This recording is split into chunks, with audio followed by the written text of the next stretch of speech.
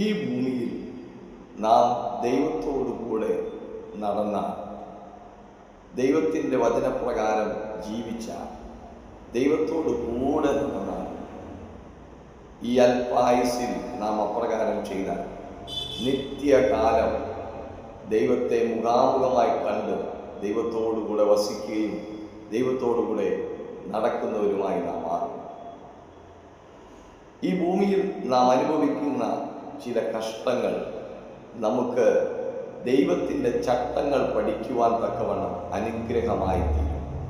119 സങ്കീർത്തനം 71 തിരുവചനത്തിൽ പറയുന്നു, നിന്റെ ചട്ടങ്ങൾ പഠിപ്പാൻ തക്കവണ്ണം ഞാൻ കഷ്ടതയിൽ ആയിരുന്നത് എനിക്ക് ഗുണമായി. അത് ദൈവപൈതലേ, ദൈവത്തിൻ്റെ ചട്ടങ്ങൾ നിന്നെ പഠിപ്പിക്കേണ്ടതിന് ഈ കഷ്ടങ്ങൾ നിനക്ക് അനുഗ്രഹമായി മാറാൻ പോവുകയാണ്.